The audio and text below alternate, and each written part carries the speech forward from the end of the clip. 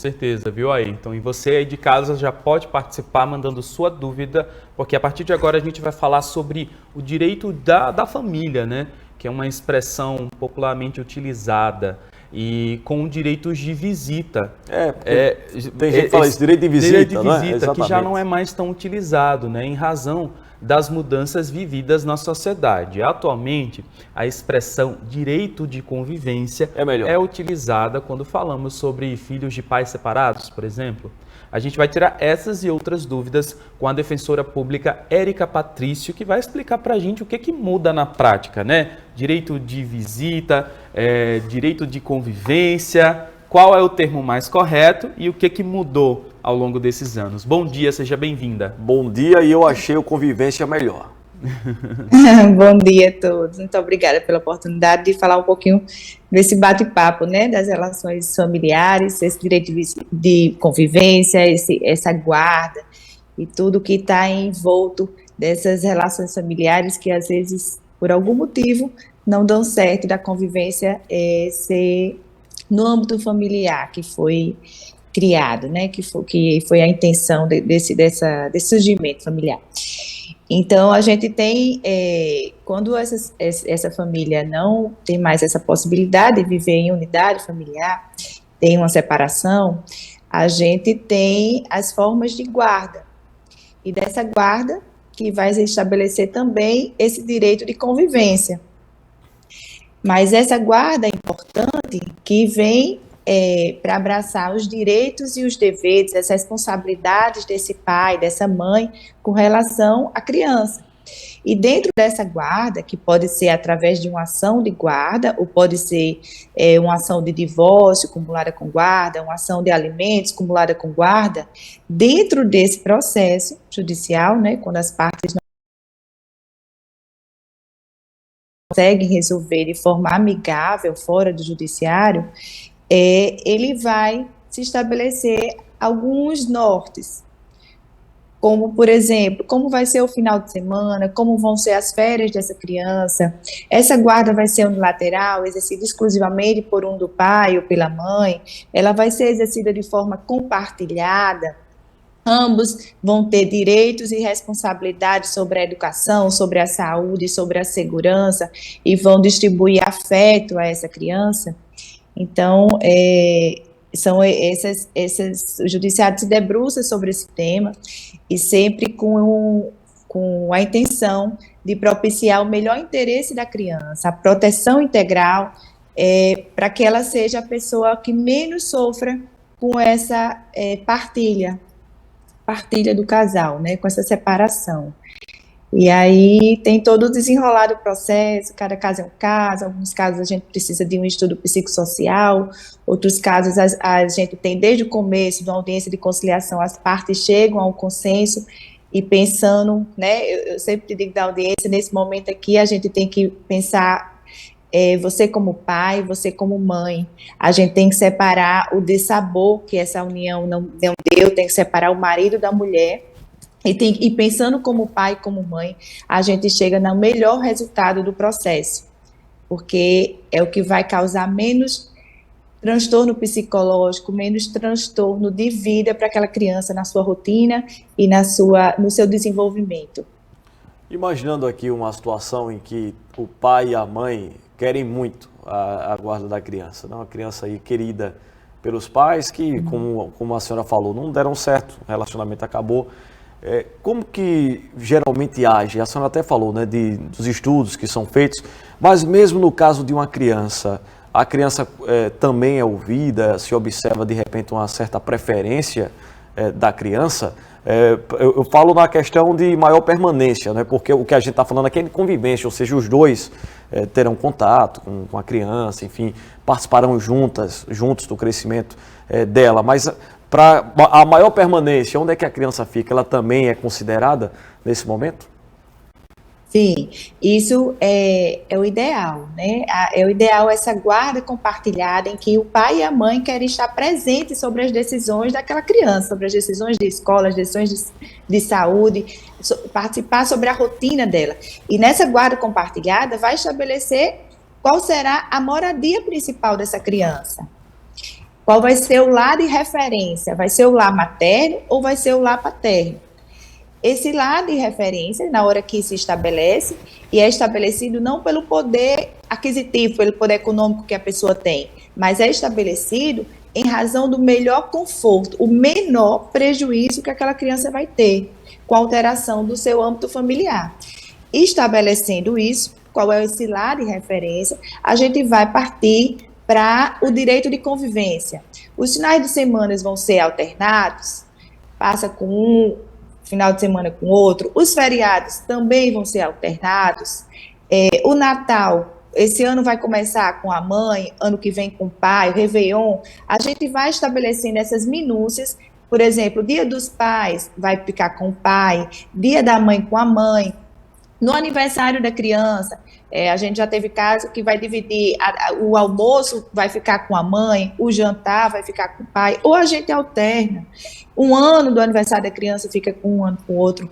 Isso é chegado diante de um diálogo. O primeiro momento de um processo de guarda é a conciliação, a audiência de conciliação em que as partes vão sentar e ter a oportunidade de dizer qual é a rotina daquela família e qual o melhor modelo que se encaixa a essa convivência nesse momento ideal, que é a guarda compartilhada. A lei quer a guarda compartilhada, né? A lei quer que o pai seja autor de responsabilidades, de direitos e obrigações sobre a criança. Hoje a gente não tem, mas entrega para a mãe e a mãe resolve, o pai fica como visitante.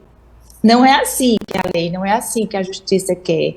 A justiça quer que o pai e a mãe sejam autores, tenham uma participação, tenham uma responsabilidade paterna e materna na educação e na construção dessa criança, desse indivíduo. Então, pensando nisso, né, eu digo, vamos desarmar. Nesse momento de conciliação, as pessoas têm que estar desarmadas, têm que estar aqui com o coração e pensando, pense no seu filho, o que seu filho queria. Obviamente que ele queria estar com a presença do pai e da mãe. Não é mais possível.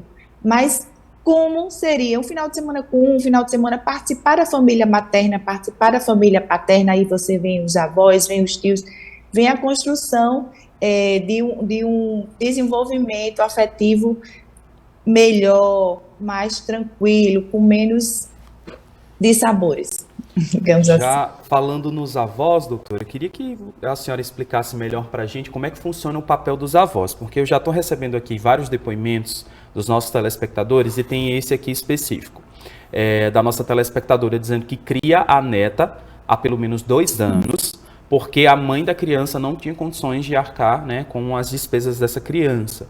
Mas ela está enfrentando problema com o pai da criança agora, porque ele está deixando de pagar pensão, e aí fica naquela briga dele querer tomar a guarda da criança. E ela está querendo saber quais são os direitos dela, como avó, né? E que se ela pode realmente perder a guarda dessa criança. Sim. A gente tem que saber se essa guarda judicial já foi concedida a essa avó materna, né? Eu não compreendi se a mãe ainda é viva ou se por algum outro motivo ela perdeu. Porque, assim, a guarda de início é pai e mãe. Por, obviamente, vários motivos sociais, físicos, de saúde, às vezes impedem da mãe ou do pai exercer essa guarda. E a gente passa para o parentesco, que seria dos avós. E é uma realidade, os avós têm sido autores, têm tomado essa frente e cuidado da criança. Se ela já tiver a guarda judicial, mas vai se aplicar como se mãe fosse. Vai ter o direito de convivência desse pai, vai ser o direito de visita, se a guarda for unilateral, só dessa avó. Essa avó também pode pleitear, representando essa criança como guardiã, os alimentos para esse pai pagar. É como se mãe fosse. Agora, tem que regularizar essa guarda de forma judicial, para a justiça entender por que a mãe não está se fazendo presente. Ou está no âmbito familiar, a avó cuida de fato, mas a mãe também está lá. Então, isso tem, porque a gente precisa regularizar essa situação jurídica, que na verdade já é uma situação fática, é uma realidade. O direito de família é muito dinâmico, os fatos acontecem de forma muito rápida, às vezes as decisões dos tribunais vêm em momentos bem posteriores, porque acontece aqui e agora, né? Mas ela tem sim. Mais uma dúvida Todos aqui os do direitos. nosso telespectador, e ele quer saber se a questão dos horários podem ser flexíveis, como por exemplo, está combinado que ele pega a criança no sábado e deixa ela novamente com a mãe no domingo. Mas aí ele fala, domingo é dia de votação e aí eu preciso viajar. Isso pode ser conversado, de eu buscar a criança na sexta-feira e entregar outro dia. Esses horários, eles podem ser flexíveis? Tudo depende da forma que foi convencionada. Às vezes, no judiciário, essa convivência fica de forma livre, porque as partes, obviamente, imprevistos sempre acontecem na vida de qualquer pessoa, e eles vão combinando conforme a situação.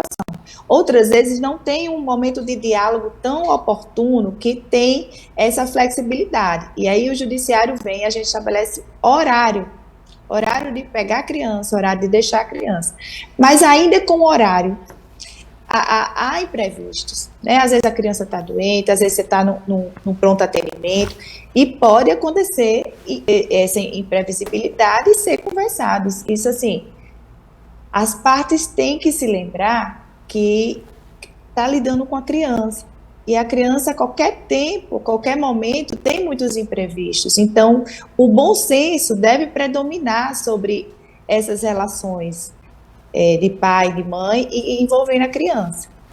Manda um WhatsApp, registra. O que não se quer é que tenha má fé sobre as relações de convivência. Não entregar a criança e começar a esconder, porque não quer devolver, porque tem aquela mágoa guardada, tem aquele rancor contra a ex-esposa, contra o ex-marido, e utiliza a criança. Essa forma de alienação parental, que se chama judiciário, isso aí é coibido. Mas o diálogo, o imprevisto que acontece, por tudo, né? Pelo amor de Deus, vamos ter bom senso, né? A gente tem que lidar com a razoabilidade do equilíbrio dessas relações familiares. A senhora falava bem aí, não é? Parece coisa de menino enredão, não é? Você, passou uma hora, poxa, vamos conversar, gente, né? Papo reto mesmo, né? Conversa, vou votar, minha filha, meu filho pode ir comigo. Se a criança, o jovem quer, por que não? Não é o pai, não é a mãe, enfim.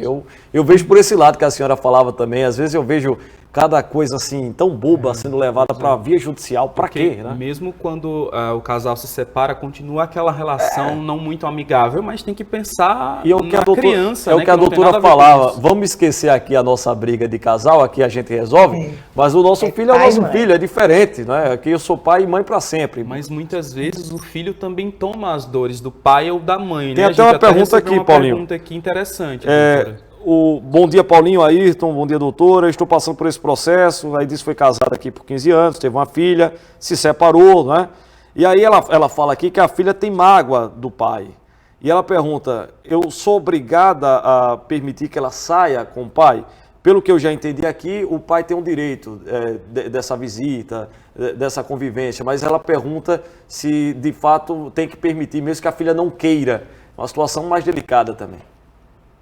Mas a gente tem que pensar assim, qual a idade dessa filha, né? Se essa filha for menor de idade, é obrigação do pai e da mãe proteger, que ela tenha a proteção e conscientizar que ela tem um pai com a mãe.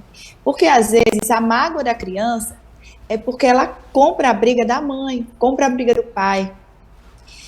E ela transforma essa mágoa da mãe, essa mágoa do pai, no ressentimento dela. E a gente tem que tem que ser uma fortaleza e dizer e educar que, minha filha, porque não deu certo com sua mãe, não é que não vai dar certo, é seu pai sempre. Ou o inverso, não deu certo com sua mãe, eu serei seu pai sempre. Na hora que tira essa roupa de marido e mulher e você explica de coração aberto, porque a referência paterna, né, nesse caso, é muito importante, é a formação dela. Eu digo, a gente não tem culpa, às vezes a gente escolhe os nossos maridos errados, escolhem as esposas erradas, mas o filho não pode pagar por isso. Porque a gente tem que ser o melhor pai e a melhor mãe que a gente consegue ser. Isso é muito possível, né, doutora? Tem muito marido ruim, mas é um bom pai. Então, Exatamente. É o que importa aqui na nossa situação. E a senhora falava de algo, eu já vi algumas vezes e me revolta muito, de alguém estar falando, de repente o pai está com a filha lá, é mais comum no meu caso, porque naturalmente minha convivência é mais com os pais, né, amigos, e começa, já repreendi alguns, começa a falar mal de alguma coisa da mãe ali na frente da criança. Isso pode provocar o que a senhora falava agora, daquela criança comprar aquela briga do pai e criar essa... Não é o caso, não estou falando aqui que é o caso da moça que escreveu para a gente, mas o que a senhora fala faz todo sentido. Não pode fazer isso, né? Tem que, como a senhora falou, sua mãe é maravilhosa, seu pai é maravilhoso, né? Vamos conviver aqui. Ainda que seu coração doa, né? Falando isso, porque tem a mágoa, tem o ressentimento, mas se você não assim fizer, você pode incorrer na alienação parental e essa guarda dessa criança, dessa adolescente, você pode perder, porque na hora que você vai cultivar essa mágoa na sua criança, no seu adolescente, você está indo de encontro a tudo que foi construído na jurisprudência, nos tribunais da lei, que é essa proteção integral da criança. Então, a criança e adolescente está em formação, né? Ele está em formação do seu consciência. Se o pai ou a mãe, como adulto, vai instigar essa mágoa, vai utilizar ele, vai manipular essa conscientização contra, isso ficar comprovado no processo, você pode perder a guarda do seu filho. Então, tire essa vestimenta de esposa, essa vestimenta de marido e enxergue seu filho como pai e que ele tenha o direito de ter uma mãe, ou ele tem esse direito para a vida inteira. A gente não pode negar. Porque, às vezes, eu digo assim, o pior que seja é o seu pai, o pior que seja é uma mãe. E quantas pessoas não tiveram a oportunidade de ter um pai e uma mãe, né? Foram abandonados e nunca conheceram e não tiveram nem essa criação. Então, a referência que a gente tem que ser respeitada, tem que ser aproveitada, e a gente também não tem pai e mãe para a vida toda, né? Então, a forma como ele vier, com seus defeitos, com suas qualidades, de alguma forma vai trazer algum ensinamento para a sua formação como pessoa. E aí, só para a gente finalizar aqui, tem um depoimento que diz o seguinte: os pais são separados e a criança mora com a família da mãe, mas o pai não procura a criança, não liga, não pergunta, apenas paga a pensão alimentícia porque foi de forma judicial, né? É obrigação da mãe também insistir nessa visita, mesmo que o pai não procure? É obrigação assim como a pensão? Eu só acho que ele está perdendo tempo, né, de ser dessa forma. Não é pai, isso aí diria minha mãe que é palhaço, né? Seria esse o termo que minha mãe usaria. Mas vai lá, por favor, doutora. Olha, às vezes acontece, né? É o oposto. A gente começou o nosso bate-papo falando sobre... Tudo bem? Falando sobre a guarda compartilhada, que era aquele pai que queria estar presente. E a gente tem esse extremo, o pai que não quer estar presente. Às vezes, quando vem o processo de alimentos, o pai toma aquilo do lado tão pessoal, que esquece que é pai, e diz assim, eu vou pagar, mas eu também não quero vê-la. Eu não quero ver essa criança, eu não quero ver esse adolescente. E é muito sofrido. O processo inteiro, a gente tenta uma reconciliação, alguma forma, até porque precisa disso. Essa criança, lá na frente, pode gerar um abandono afetivo e pode gerar uma indenização contra esse pai, porque a responsabilidade dele ter colocado essa criança ao mundo e da responsabilidade dele honrar pela saúde, pela segurança, pelo afeto, pela educação dessa criança. E vai gerar essa indenização, que é uma indenização judicial pelo abandono afetivo. Isso é o pior dos cenários. Isso aí é o que a gente mais tenta evitar, porque esses danos psicológicos, esse abalo dessa criança, não vai ter indenização no futuro que vai reparar. Muita psicologia aí para a criança sofrer menos, né? Mas é isso. Tomara que cada vez mais haja conscientização dos pais e das mães de estarem presentes e enxergarem que é essa bênção, né? Dessa paternidade, dessa maternidade responsável. É o que a gente espera, isso que a senhora falava. Só uma correção, às vezes a gente se deixa levar por expressões que a gente usa sempre e não ficam tão bem. Nada contra os palhaços, obviamente, amo os palhaços, né? mas é uma expressão que todo mundo já ouviu certamente, não é? Mas que não cabe bem em nossa correção aqui. Muito obrigado à senhora pela conversa. De fato, doutor, uma das melhores entrevistas que nós tivemos aqui. Parabéns. O prazer foi todo meu. Muito obrigada. Em nome da Defensoria Pública, agradeço essa oportunidade de estar esse bate-papo. E estou à disposição para esclarecer. Se chegar alguma dúvida, pode encaminhar que a gente responde com o maior prazer. Bom dia a todos, bom trabalho e obrigado novamente. Obrigado mais uma vez, Érica Patrício, defensora pública. Inclusive, a gente tem aqui o contato do WhatsApp da Defensoria Pública, que vai passar aí na tela. Então, se você tem mais dúvidas, quer enviar diretamente para a Defensoria Pública, você vai entrar em contato com esse número aí, tira uma fotinha da tela, 9981 Quer que eu lhe ajude? 1118. 1118. Faltou o 9zinho ali na frente, Foi, né? 99814 1118, tá? Vou corrigir aqui. Vai lá. 99814 1118. Vou repetir mais uma vez. 9814 1118. Agora sim tá Eu ok. perguntei se você queria que eu lhe ajudasse, porque para mim aqui o ângulo tá melhor de ver. O Paulinho estava mais difícil, tanto que ele foi lá e viu. É porque tava faltando um celularzinho. 9zinho ali. Exatamente. Então, ó, 99814 1118.